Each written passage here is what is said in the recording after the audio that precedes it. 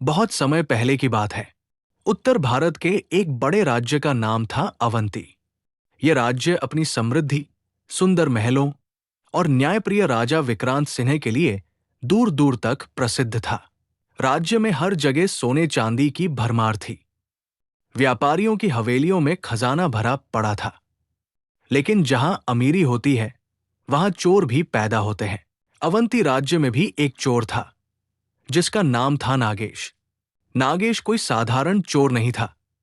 वो तेजतर्रार, चालाक और इतना फुर्तीला था कि उसे पकड़ना लगभग असंभव था।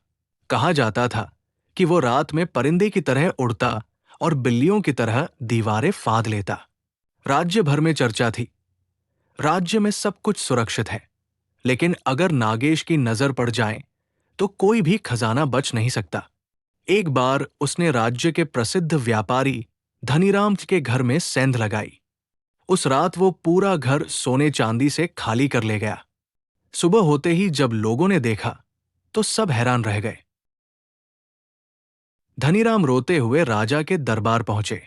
महाराज, अगर इस चोर को न रोका गया तो राज्य का कोई भी नागरिक सुरक्षित नहीं रहेगा। राजा विक्रांत सिंह ने अपने सिपह सालारों को आदेश दिया, नागेश को पकड़ो, चाहे धरती के किसी भी कोने में क्यों न छुपा हो। लेकिन कई महीनों तक खोजने के बावजूद नागेश पकड़ा न जा सका। उल्टा उसकी हिम्मत और बढ़ती गई। धीरे धीरे नागेश का लालच इतना बढ़ा कि उसने सबसे बड़ी योजना बनाई। राजमहल में चोरी। राजमहल में रत्नकोश नाम का एक खजाना कक्ष था, जहां सोने की मूर्तियां, हीरे जवाहरात और अनमोल ताज रखा था। कहा जाता था कि उस ताज को पहनने वाला ही इस राज्य का असली शासक कहलाता है। नागेश ने निश्चय किया, अगर मैं ये ताज चुरा लूं तो मेरी बराबरी कोई नहीं कर सकेगा। मैं इस राज्य के इतिहास का सबसे बड़ा चोर कहलाऊंगा। अमावस्या की रात थी। चारों ओर घना अंधेरा छाया हुआ था। किले की दीवारें ऊंची और पहरेदार चौकस थे। लेकिन नागेश जैसे चालाक चोर के लिए ये सब कोई मायने नहीं रखते थे। वो चुपके से महल की दीवार फांद कर भीतर घुस गया। उसने सिपाहियों के कदमों की आहट गिनी। हर दरवाजे की चाबी पहले से बना रखी थी। धीरे धीरे वो खजाने के कक्ष तक पहुंच गया। जैसे ही उसने दरवाजा खोला, उसकी आंखें चौंधिया गई। सोने चांदी से भरा वो कमरा किसी स्वर्ग से कम नहीं था, और बीच में रखा था राज्य का ताज, हीरों से जड़ा हुआ, चमकता हुआ। नागेश ने ताज उठाया और अपने सिर पर रख लिया। उसने आईने में देखा। सचमुच वो किसी राजा की तरह लग रहा था। उसका मन बोला, अब मैं चोर नहीं, राजा हूं। लेकिन नागेश को पता नहीं था कि राजा विक्रांत सिंह को पहले से खबर लग चुकी थी। उन्होंने उसी रात जानबूझकर पहरेदारों को अलग दिशा में लगाया और खजाने के कक्ष में एक गुप्त जाल बिछा दिया। जैसे ही नागेश ताज लेकर बाहर निकला, लोहे का दरवाजा अपने आप बंद हो गया। वो फंस गया। अगली सुबह दरबारियों ने नागेश को पकड़कर राजा के सामने पेश किया।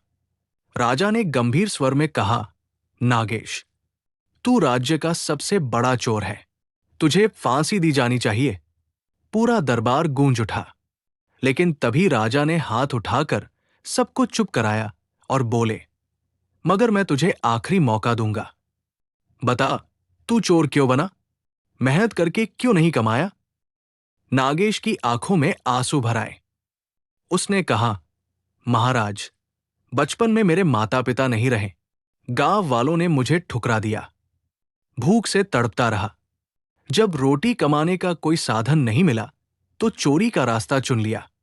शुरू में लगा ये आसान है, फिर धीरे धीरे आदत बन गई।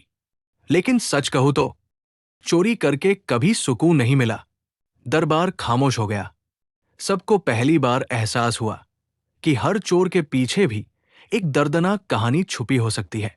राजा कुछ देर सोचते रहे और बोले, नागेश, तेरा अपराध बड़ा है, पर तेरे मन में अब भी पछतावा है। अगर तू सच में बदलना चाहता है तो मैं तुझे एक मौका देता हूं।